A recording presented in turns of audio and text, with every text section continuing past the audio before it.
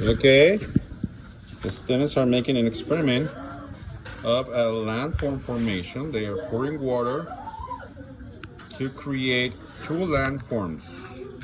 What are the two landforms you are making? Delta and canyon.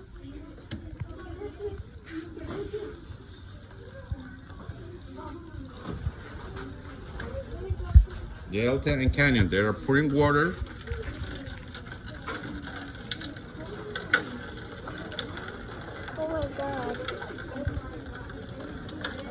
Oh my god. Okay. What do you already form? Canyon. A canyon. There you go. It's a deep canyon, right? And what is the delta? Exactly. Berenice, what is the delta? Point with your finger. Right there. Right is the delta in the mouth of the river, right? And what is the other landform was created, Ashley? What is the other landform was created, Ashley? The delta, and where the canyon is formed.